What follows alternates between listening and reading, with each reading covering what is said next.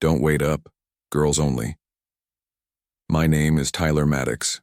I'm 32, work construction management for Gravora Group in Denver, Colorado, and I was supposed to marry Alyssa Phillips in 3 weeks.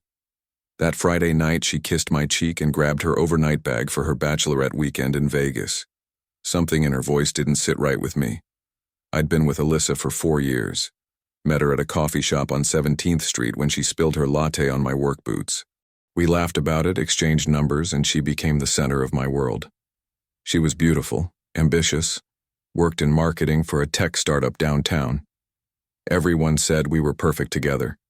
But lately things felt different. She'd started going out more with her friends, staying later at work events, coming home with stories that didn't quite add up. When I'd ask questions, she'd get defensive. "You don't trust me," she'd say. And I'd back down because I didn't want to be that guy. Her best friend Vanessa had been pushing the Bachelorette weekend hard. "One last wild night before you're tied down forever," she kept saying. Alyssa would laugh and agree, but something in her eyes looked hungry. Not for marriage, for something else. The morning she left, I made coffee and watched her pack. She threw in clothes I'd never seen before. Tight dresses, expensive lingerie still with tags on them. When I asked about it, she shrugged. "The girls wanted us to dress up. It's Vegas." I kissed her goodbye at the door. She smelled like the perfume I'd bought her for Christmas, but she was wearing makeup at 7 a.m. for a flight. "I love you," I told her. "Love you too," she said, but she was already checking her phone. After she left, I sat in our kitchen drinking coffee from the mug she'd given me last Valentine's Day. It said, "World's Best Fiancée," in faded letters. I stared at it for a long time, trying to shake the feeling that something was about to break. That afternoon, I got a text from her. "Made it safe, miss you already," with a heart emoji. But when I called that evening, it went straight to voicemail. Same thing Saturday morning. I told myself she was just having fun with her friends. But deep down, I knew. The way she'd been pulling away for months, the way she'd stopped talking about our future, the way she looked at other men when she thought I wasn't watching. I just didn't know how bad it was going to get.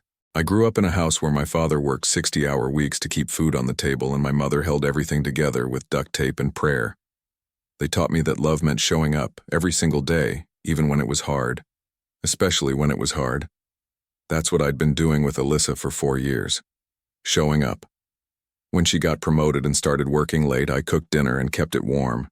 When her startup went through layoffs and she stressed about money, I covered rent for 3 months without making her feel small about it. When she wanted to take that expensive photography class, I picked up extra weekend shifts to pay for it. I thought that's what partners did. You supported each other. You built something together. But looking back, I started noticing things. How she'd changed after getting that promotion 6 months ago. Started going to more work events, staying out later with colleagues. She'd come home talking about her boss Gabriel, how smart he was, how he really understood her career goals.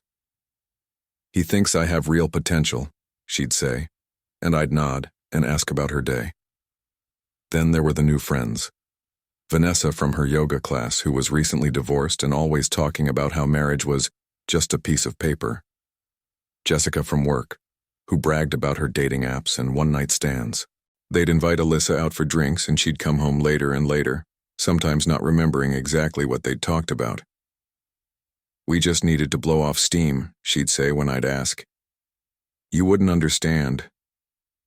I started to feel like I was competing for my own fiancée's attention. She'd be on her phone during dinner, texting with friends about plans I wasn't part of. When I'd suggest we do something together on weekends, she'd already have made other commitments. The worst part was how she started looking at me, like I was boring, safe, predictable, like I was something she'd outgrown. 2 weeks before the Vegas trip, we went to her company holiday party. I watched her laugh with Gabriel and his friends, saw how she lit up around them in a way she didn't with me anymore. When we got home that night, she was quiet.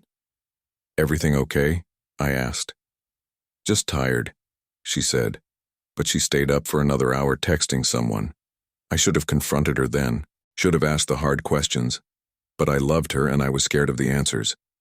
So I told myself I was being paranoid, that pre-wedding jitters were normal. I wish I'd trusted my gut instead.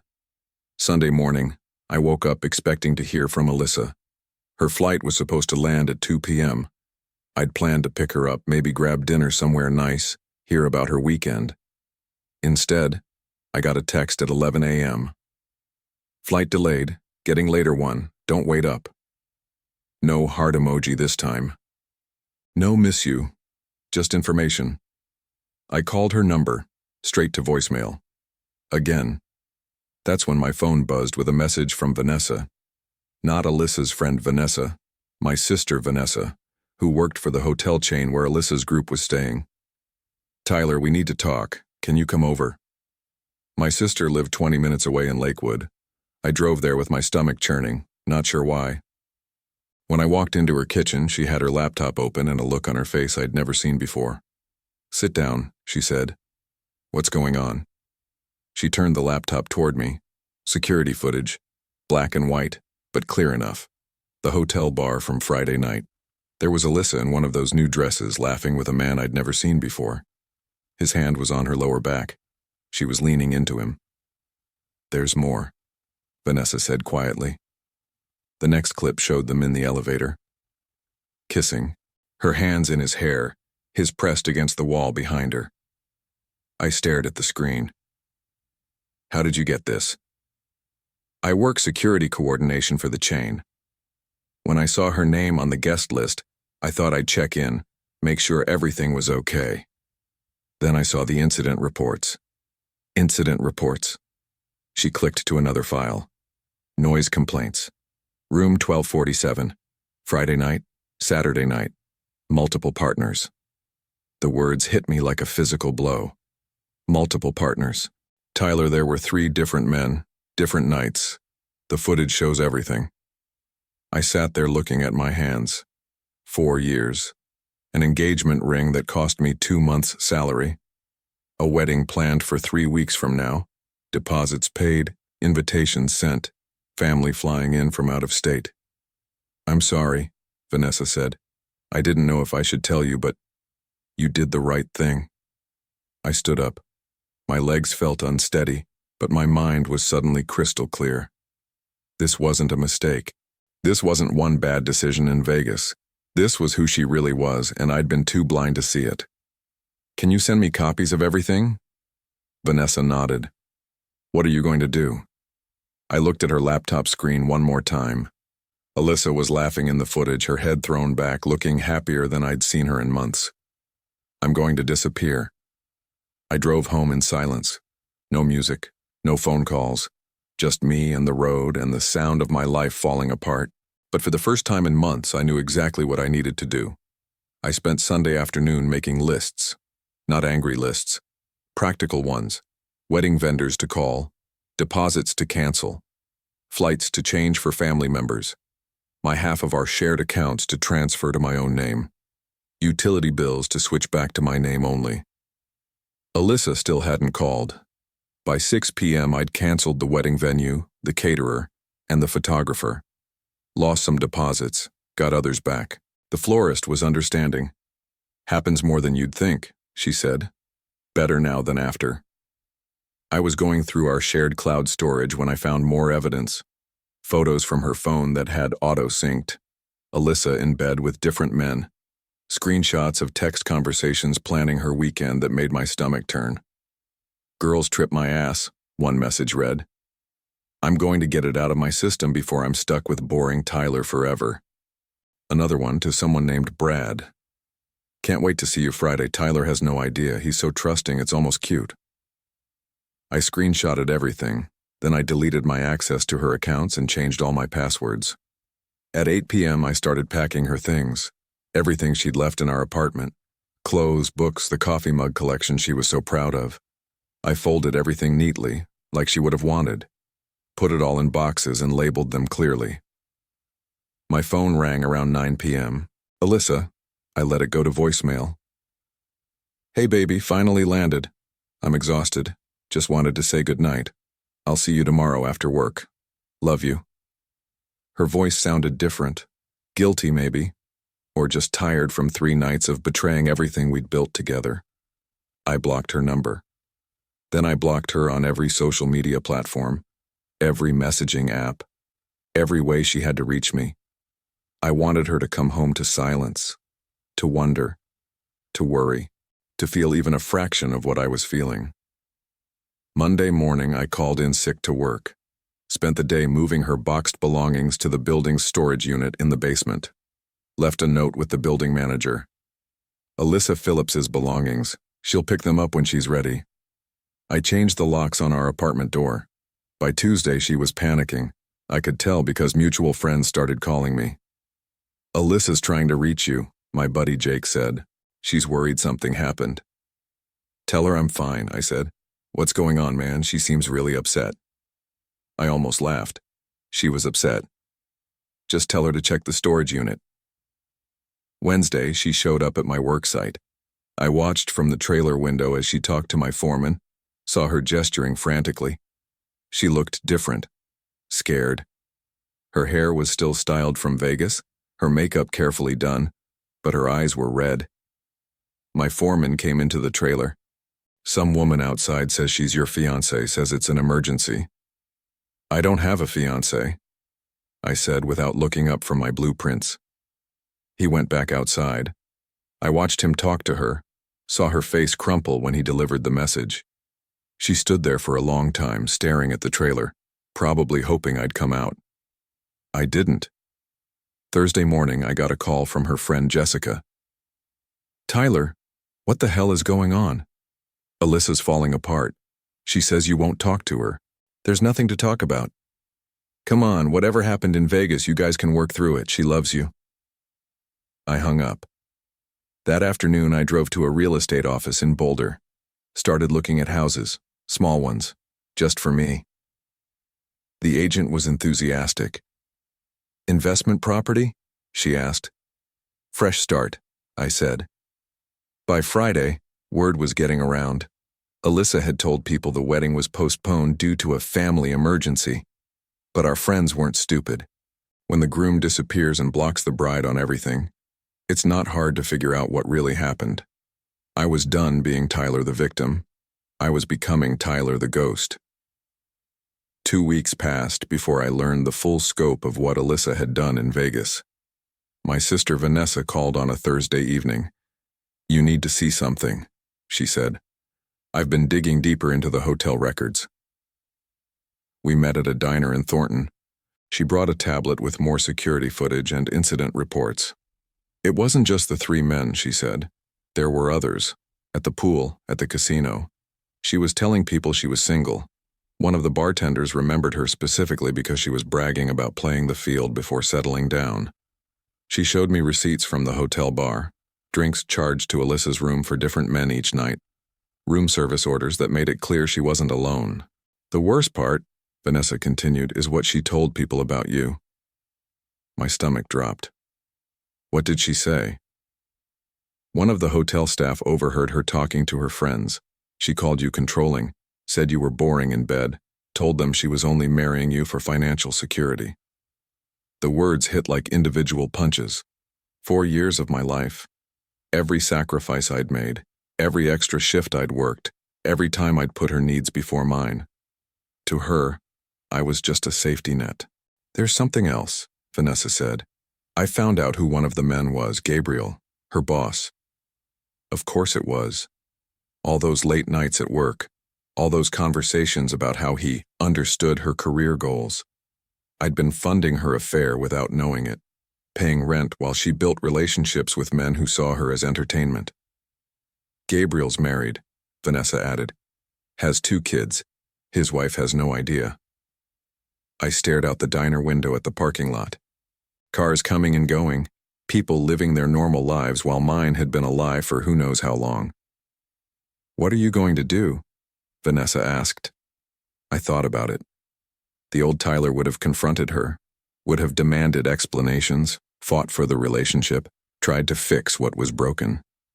The old Tyler believed in second chances and working through problems. But the old Tyler had been played for a fool. I'm going to let her destroy herself, I said. That weekend, I drove down to Austin and put an offer on a small house in the Barton Hills neighborhood. Cash offer, quick close. The seller accepted immediately. I gave my boss 2 weeks' notice, told him I was starting my own consulting business. He was disappointed but understanding. "You've got the skills," he said. "You'll do fine." I started transferring my life to Texas piece by piece. New bank account, new phone number, new address. I kept the old phone active just long enough to see what would happen. The calls from Melissa's friends intensified. Then her family started reaching out. Her mother left a voicemail crying, begging me to call back, saying Alyssa was going through something and needed support. I deleted it without finishing it. Her father sent a text. "Son, whatever's wrong, we can fix it. Alyssa loves you." I wanted to text back, "Ask your daughter what she did in Vegas." But I didn't. Silence was more powerful than any explanation I could give. 3 weeks after Vegas, I saw a social media post from one of her friends, Alyssa in bed looking sick, with the caption, "Prayers for my girl who's going through a rough patch."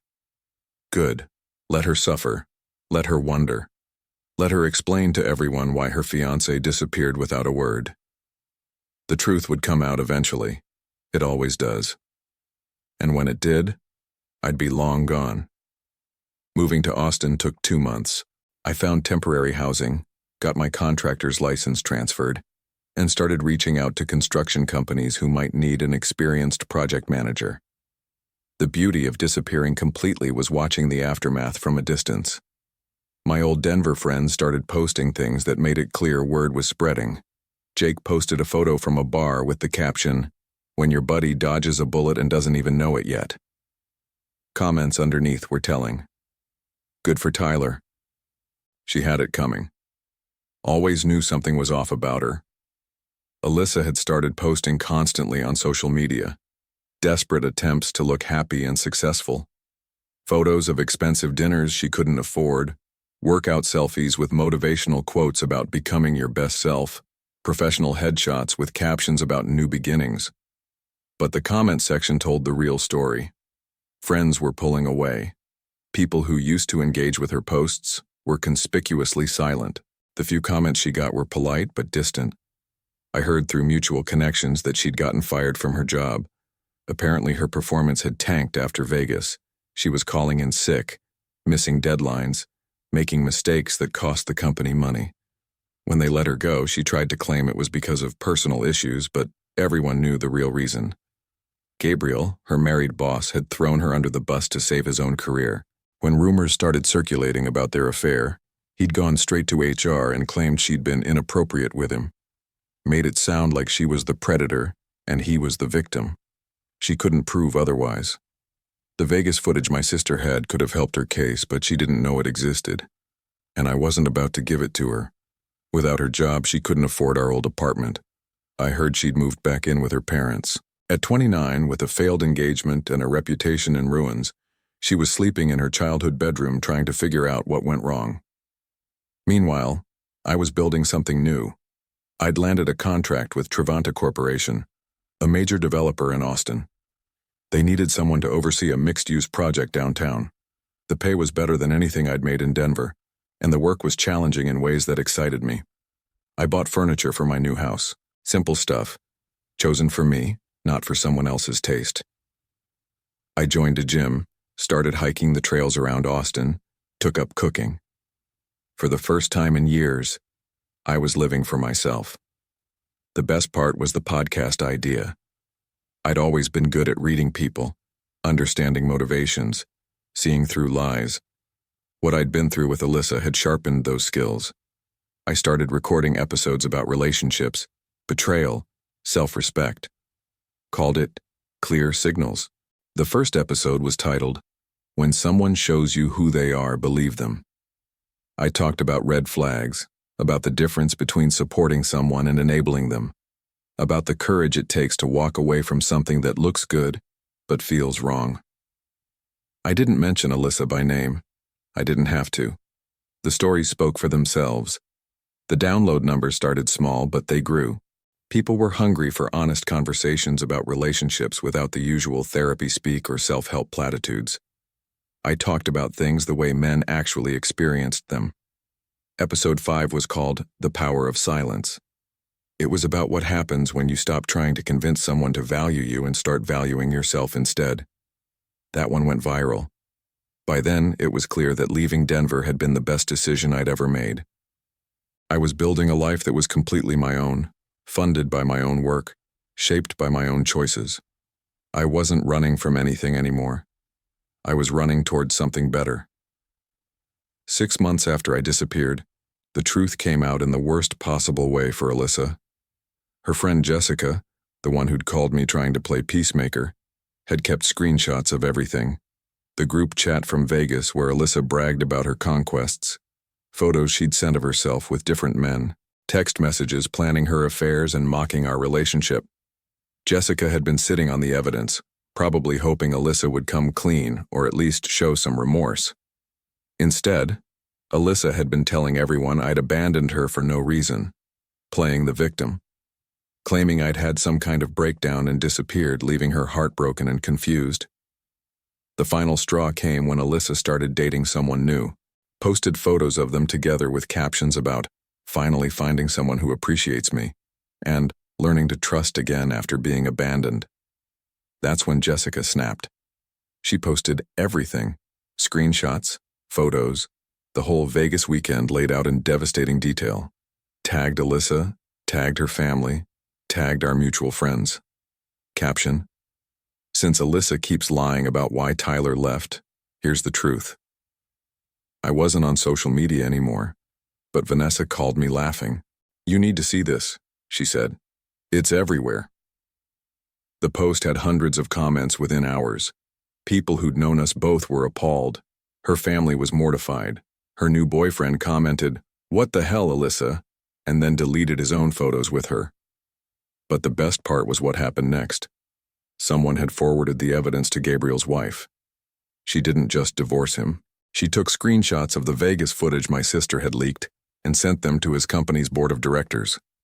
Gabriel got fired within a week, lost his job, his marriage, his reputation, had to move back in with his parents at 42 years old.